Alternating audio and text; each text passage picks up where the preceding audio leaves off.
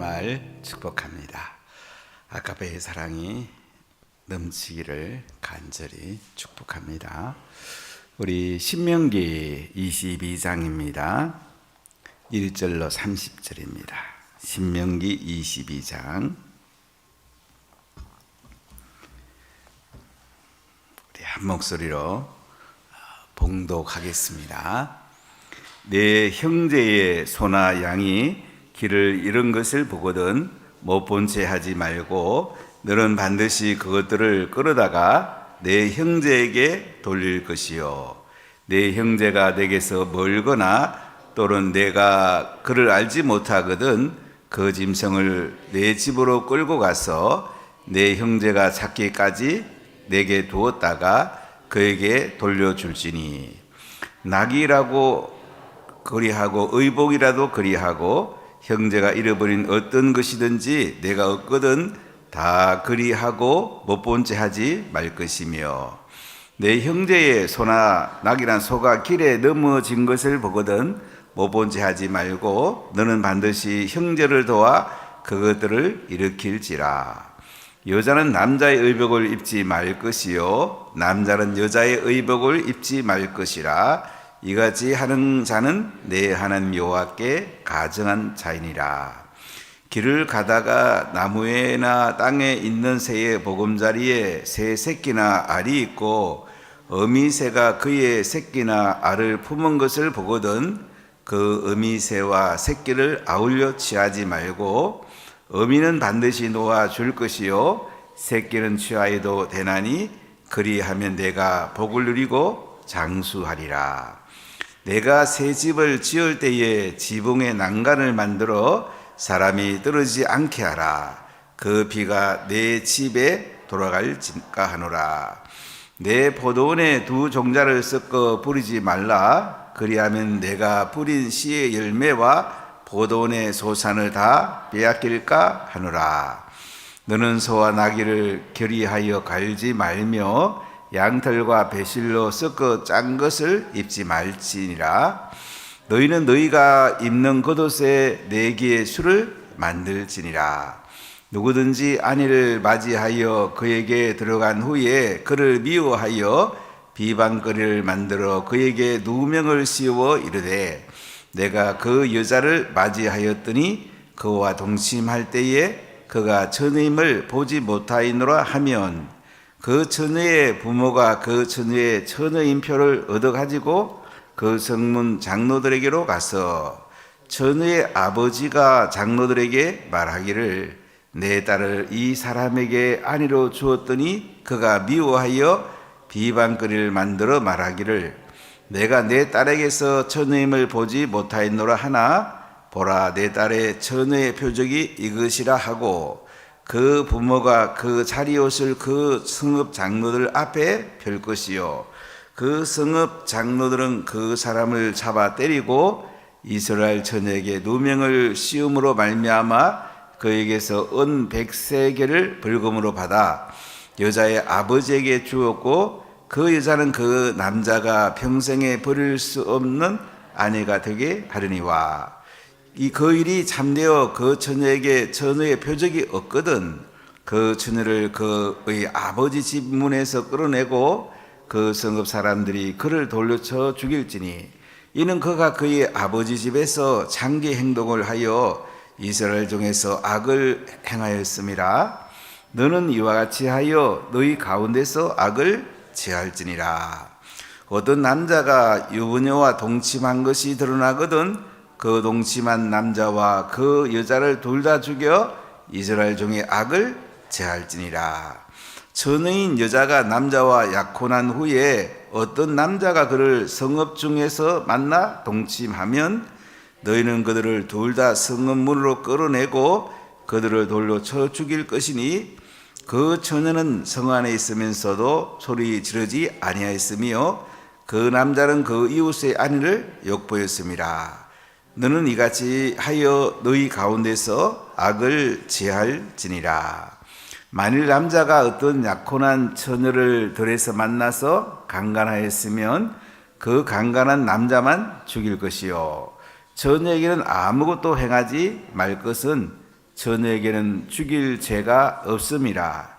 이 일은 사람이 일어나 그 이웃을 쳐 죽인 것 같은 것이라.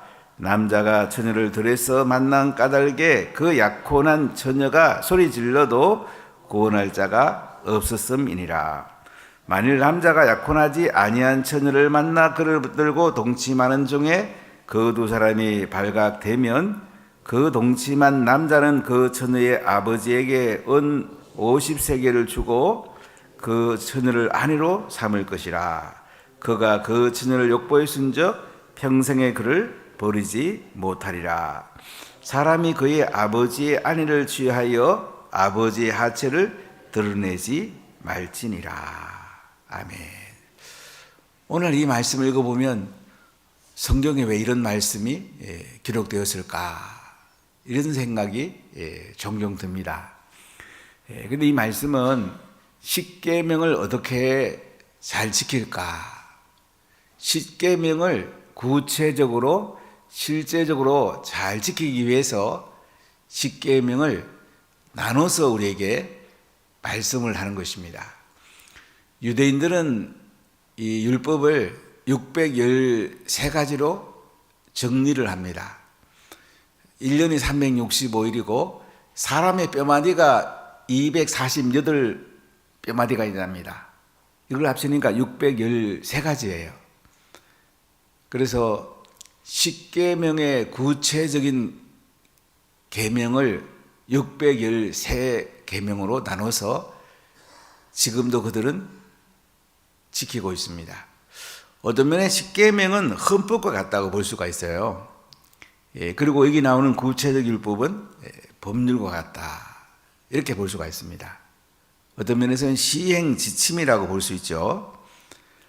우리가 헌법의 조항을 법률로 실제하고, 또 법률은 대통령령이나 규칙이나 시행령으로 점점 이렇게 구체화하는데, 바로 십계명을 우리 삶에서 어떻게 지킬 건가, 이것을 이제 나눠서 신명기에서 말씀을 하고 있습니다. 살인하지 말라, 이런 조항 같으면 이제 사람을 죽이면 그 당시로 봐서는 생명은 생명으로 오니까 자기가 죽어야 됩니다. 그러나 과실로 죽였을 경우는 도피성을 만들어서 6개 도피성에 빨리 달려가면, 그래서 재판이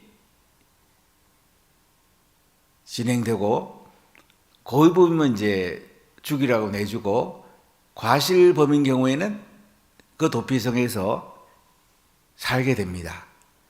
대상이 죽은 뒤에 집으로 돌아가는, 어떤 면에서 보면 참 과실범과 고의범을 나눈 상당히 그 합리적인 법 규정을 볼 수가 있습니다.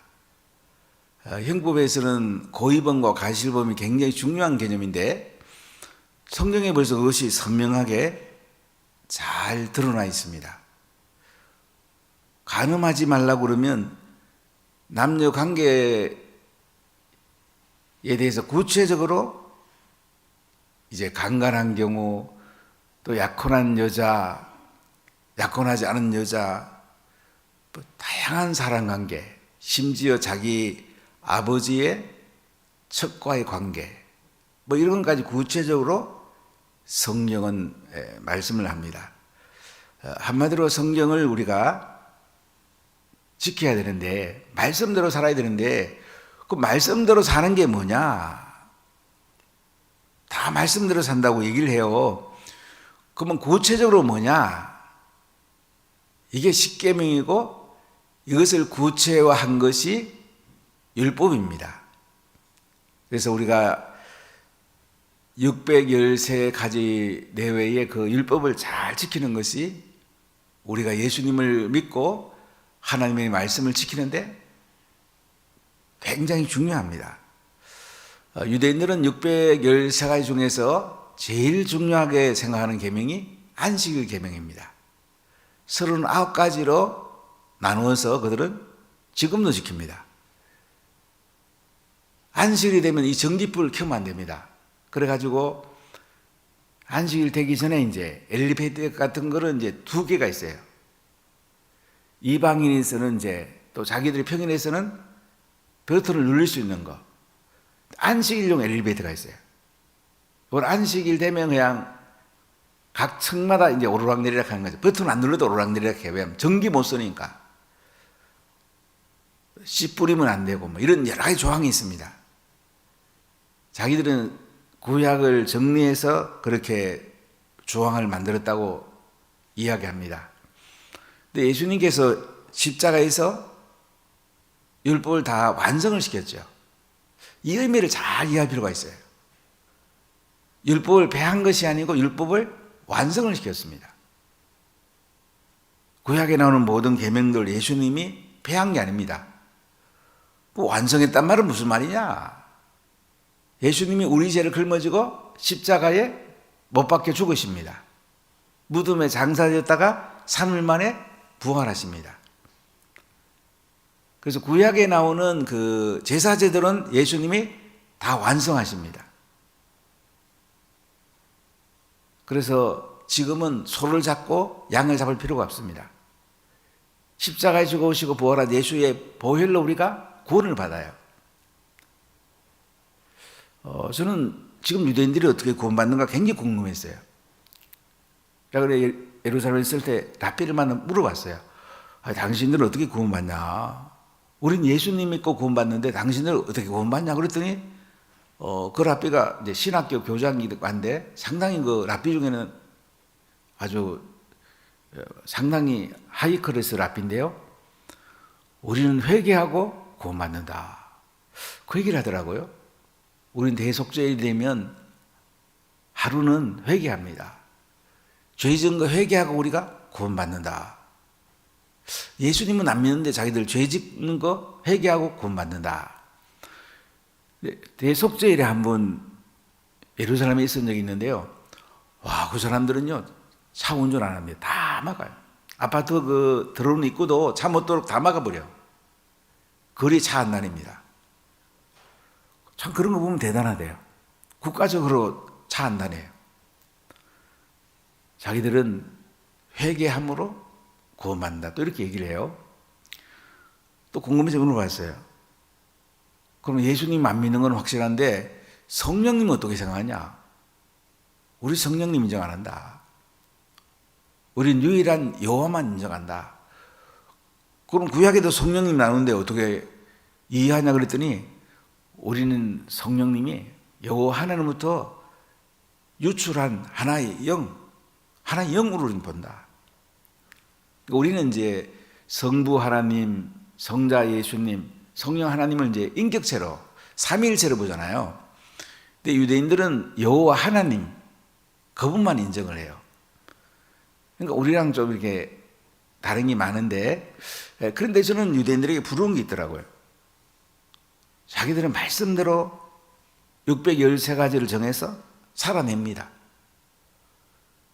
안식일 되면 불도 안 켜고 운전도 안 하고 씨앗도 안 뿌리고 바느질도 안 하고 이게 몇 개 규정이 있어요. 그래서 우리는 예수 믿고 그냥 말씀대로 산다고만 하지만 사실 말씀대로 안 사는 게 너무 많잖아요. 바른 말씀대로 산다 하면서도 살기는 내 마음대로 사는 게 대부분이잖아요. 근데 유대인들은 예수님, 성령님 인정 안 하는데도 이 구약 말씀대로 자기들이 살아내는데 모든 추천을 맞춰요. 그래 유대인들이 왜 그렇게 현실에서는 잘 살고 노벨상도 많이 타고 아이비리그 대학 가면 3분의 1승과 유대인 교수입니다. 이거 그렇게 잘 되냐 했을 때 구약을 믿지만 말씀대로 산다는 거죠. 제가 깨달음이 하나 있어요. 예수님을 믿는 우리, 성령님을 믿는 우리들은 뭐예요? 우리가 진짜 이 말씀대로 살면 어떻게 될까요? 노벨상 확실히 하는 거죠. 거기다 우리나라가 노벨상 다 타올 수 있어요. 우리나라가 세계를 이끌어갈 수가 있어요. 한 그릇 세계의 공룡가 될 수 있어요. 제가 그냥 얘기하는 게 아니에요. 대단한 나라 될 수 있어요. 얼마나 우리가 대단합니까? 구약만 믿어도 이렇게 잘 되는데 신구약을 우리가 확실하게 말씀으로 십계명대로 살아내면 하나님께서 우리 자신에게 복을 주시고요, 우리 후대에 상상할 수 없는 복을 주신다는 거예요. 우리 이 깨달음을 가져야 됩니다. 그래서 신명기 5장의 십계명, 니들이 가나안 땅에 들어가서 이 계명대로 지키면 하나님의 복을 쏟아부어 준다. 이름이 늦은 미를 주시고 곡식 잘 되고 목수급 잘 되고 자손이 잘 되고 전쟁 나가면 날마다 이기고 복을 쏟아부어 준대요. 그래서 6장부터 11장까지는 이 말씀을 지켜 행하라. 하나님을 사랑하고 이 말씀을 지켜 행하라. 이 말씀을 반복해서 계속 해야 합니다. 사실 말씀은 내가 지키는 거 아니면 믿는 게 아니에요. 아는 게 아니에요. 입술로만 믿는다고 하는 건 믿는 게 아니에요. 삶으로 담아내야 믿는 거예요. 그럼 12장부터 28장까지는 그럼 십계명이 구체적으로 어떻게 지킬 수 있냐? 구체적으로 십계명을 뭐라고 말하냐? 여기에 대해서 자세하게 이제 설명을 하는 거예요. 십계명을 보면 1계명에 4계명, 하나님에 대한 계명. 한마디로 예배를 잘 드리라. 여러분, 예배 잘 드리면 하나님이 복을 줍니다. 우리 자녀들이 예배 잘 드리면 하나님이 그냥 복을 쏟아부어 줍니다. 예배 잘 드리는 것이 최고 중요해요. 두 번째가 부모님을 공경하라. 부모님을 공경하지 않으면 살인죄보다 더 큰 죄를 짓는 거예요. 부모님 공경하라. 그 다음에 이제 살인하지 말고, 간음하지 말고, 도둑질하지 말고, 거짓 증거하지 말고, 이웃의 아내나 물건이나 짐승 탐내지 마라. 이 십계명을 잘 보면요, 앞에서부터 뒤에까지 중요한 순서로 되어 있어요. 그래서 우리가 하나님을 잘 예배해야 됩니다. 기도하는 건 너무 중요합니다. 말씀 가운데 사는 건 너무 소중합니다. 부모님을 공경하는 것, 자녀가 복 받는다잖아요. 니들이 가나안 땅에 가서 생명이 길고 복을 누리리라. 부모님을 공경하면요, 부모님 좋지만 자녀가 복을 양막 하나님 부어주는 거야. 그럼 자녀 잘 되게 해야 되지 않겠어요?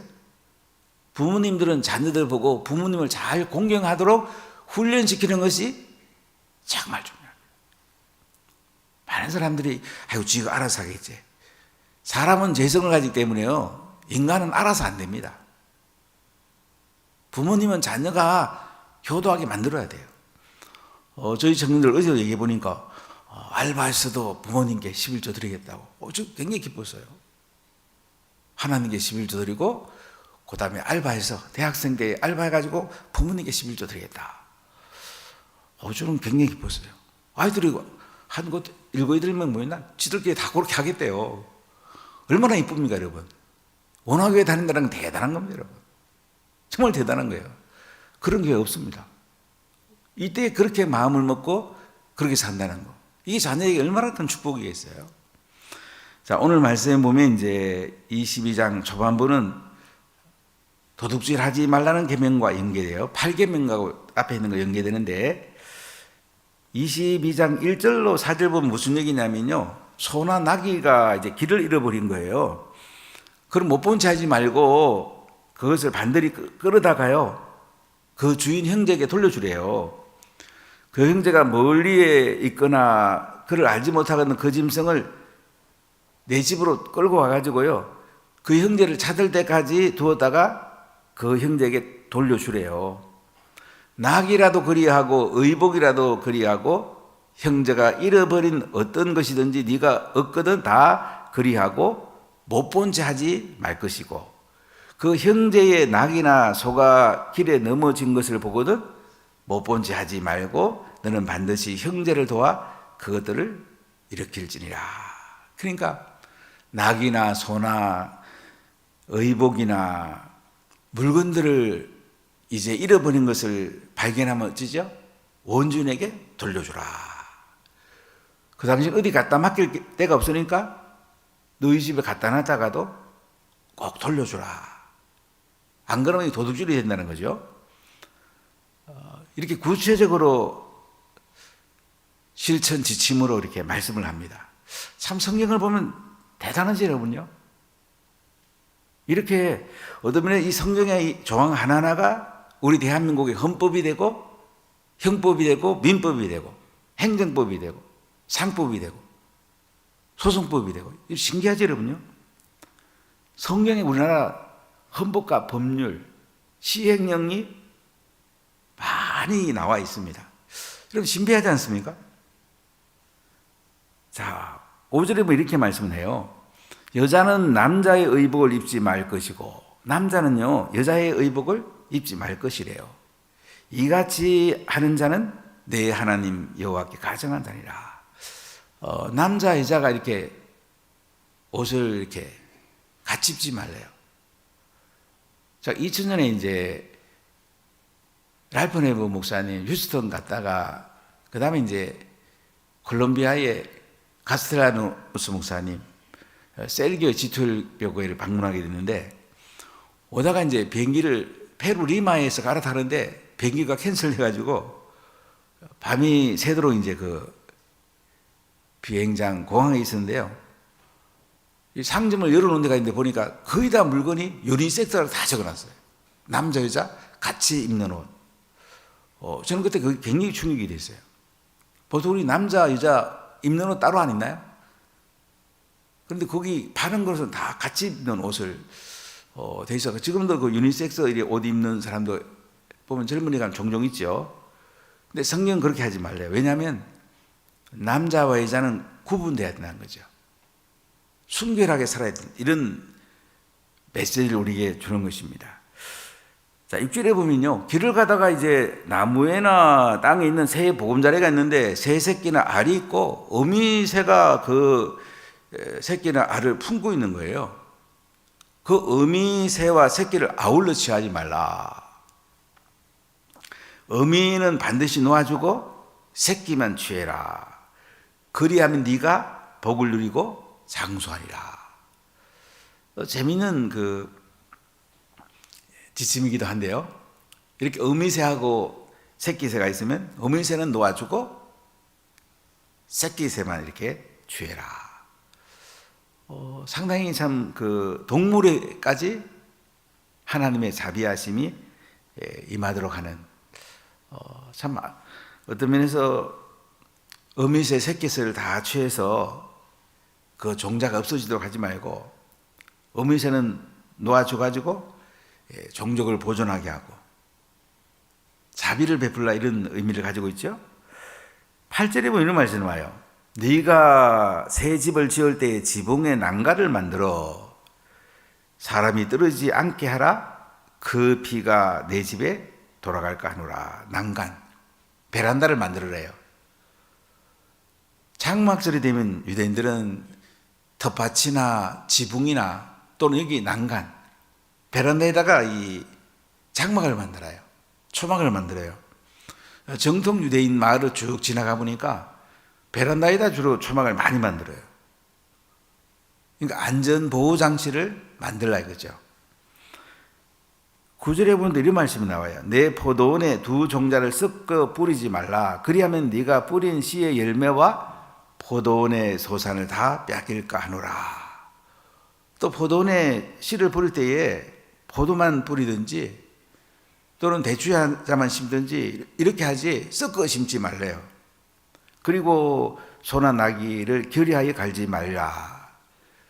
우리가 이제 짐승을 부릴 때에 이 소하고 나귀하고 이렇게 멍에를 매가지고 두 종류를 이렇게 해갖고 바갈지 말래요.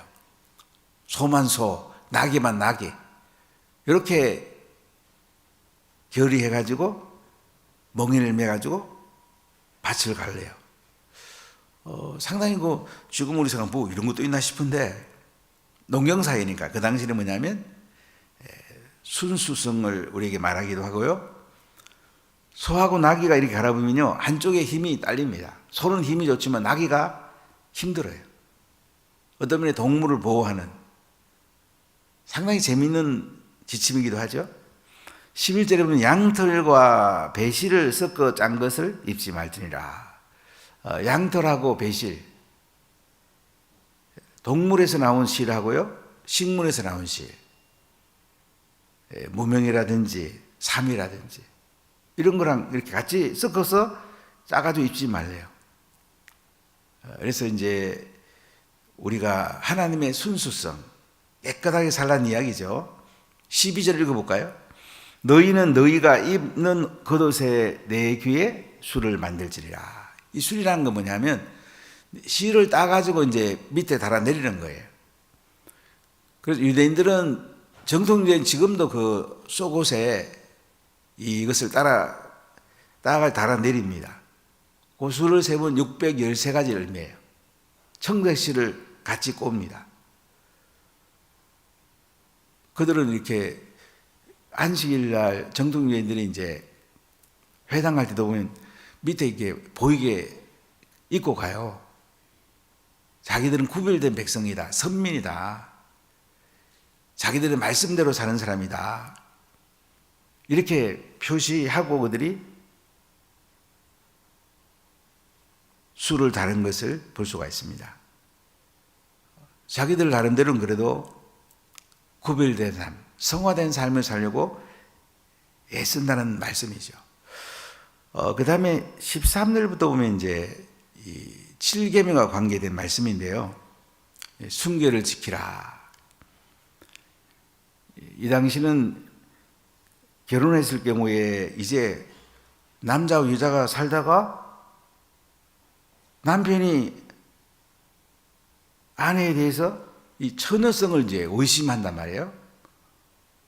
그럼 어떻게 하냐면 이제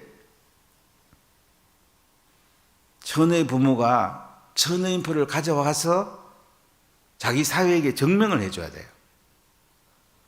지금 말하다가 말도 안 되는 얘기인데 그 당시는 순결이 이렇게 중요했어요. 그래서 그 처녀인표를 증거하면 누명을 벗게 되고요. 대신에 이제 은 100세겔을 그 남자가 장인에게 줘야 되고요. 평생 그 아내를 버리면 안 됩니다. 그러니까 첫날 밤에 잠자리에 있는 것을 이제 그 여자가 이제 자기 친정에 갖다 놨겠죠. 이렇게 이제 증명을 하는 거예요. 근데 처녀인 것이 이제 표적이 없는 거라. 그럼 어떡하냐면 그 여인을 성읍 사람들이 돌로 쳐 죽이라. 창기의 행동을 했다. 그래서 악을 제해라. 이렇게 순결을 굉장히 중요하게 얘기했어요. 요새는 그 뭐 결혼하기 전에 순결을 빼앗기는 경우가 많이 있는데 옛날에는 그거 굉장히 중요시했죠. 순결을 중요시기라는, 그러니까 혼전에 남녀 관계하지 말라, 이런 의미를 우리에게 말씀하고 있죠. 22절에 보면 어떤 남자가 유부녀와 동침한 것이 드러나거든 그 동침한 남자와 그 여자를 둘 다 죽여서 이스라엘 중에 악을 제라. 이 간음죄를 굉장히 엄하게 다스린 걸 볼 수 있죠. 그 다음에 23절에 처녀인 여자가 남자와 약혼한 후에 어떤 남자와 그를 성읍 중에서 만나 동침하면 너희는 그들을 둘 다 성읍문으로 끌어다가 그들을 돌려 쳐 죽이라. 7계명을 굉장히 중요하게 여긴 걸 볼 수 있죠. 살인죄 못지않게 간음죄를 아주 엄하게 다스린 것을 볼 수가 있어요. 25절에 보면 만일 남자가 어떤 약혼한 처녀를 들여서 만나서 강간하였으면 그 강간한 남자만 죽이라. 처녀에게는 아무 잘못이 없으니까 강간한 남자만 죽이라. 28절에 만일 남자가 약혼하지 아니한 처녀를 만나 그를 붙들고 동침하는 중에 그 두 사람이 발견되면 어떻게 하면 그 동침한 남자는 그 처녀의 아버지에게 은 50세겔을 주고 그 처녀를 아내로 삼아서 그 처녀를 욕보였기 때문에 평생 그를 버리지 말라. 그리고 마지막에 이제 30절에 사람이 그 아버지의 아내를 취하여 아버지 하체를 드러내지 말지니라. 이 당시는 이제 일부 다처 제도가 많이 있었기 때문에 이제 아버지의 여자가 여러 여자 있으면 아들하고 그 첩이라고 말할까요? 나이 차가 얼마 안 되는 경우가 있어요. 그래도 절대 범하면 안 된다. 이런 규정까지 담고 있습니다. 오늘은 도둑질하지 말라, 그리고 간음하지 말라, 내 이웃의 물건을 탐내지 말라. 이것을 구체적으로 어떻게 지켜야 되는지 우리에게 말씀을 하고 있습니다. 오늘도 말씀대로 우리 인생에 초점을 맞추고 이 나라에 하나님 나라가 임하도록 우리가 깊이 기도해야 되겠습니다. 오늘 조선일보 첫 기사가 대선 핵심 이슈된 사법부 독립, 이렇게 큰 제목을 달았던데, 입법부와 행정부와 사법부가 독립이 되어서 삼권이 균제와 균형을 이루는 것이 굉장히 중요합니다. 우리가 기도합시다. 기도하겠습니다.